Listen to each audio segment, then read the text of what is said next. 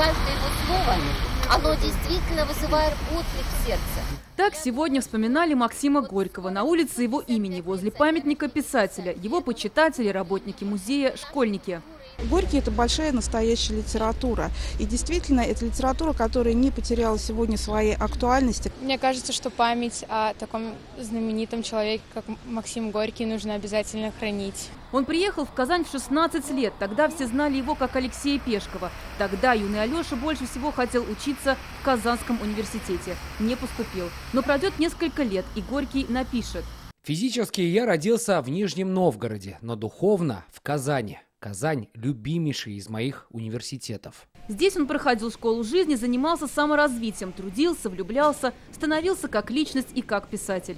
От людей, которые говорили новое, слобожане молча сторонились. Тогда эти люди исчезали, снова уходя куда-то. А оставаясь на фабрике, они жили в стороне, если не умели слиться в одно целое с однообразной массой слобожан. Это отрывок из романа «Мать», который Горький написал более 100 лет назад. Но даже спустя столько времени эти слова не потеряли своего смысла. И даже сейчас они близки каждому человеку. Во-первых, это ведь про человеческие отношения, про человеческий выбор, про какую-то силу характера, и про преодоление, и про культуру. На данный момент я читаю произведения детства Горького. В некоторых поступках мы можем быть похожи. О том, как Горький оказал влияние на творчество русских и татарстанских писателей, говорит выставка «Горький среди нас». Здесь книги, документы, фотографии, воспоминания. Все это материалы из фондов музея, которые собирались к столетию мыслителя.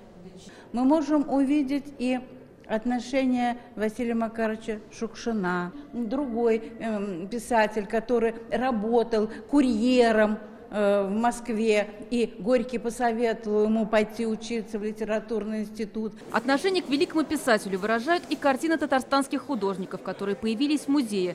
Сегодня, спустя 10 лет, решили возродить и литературную премию имени Максима Горького. Ее обладателями стали писатели Айрат Бикбулатов и Лев Кожевников.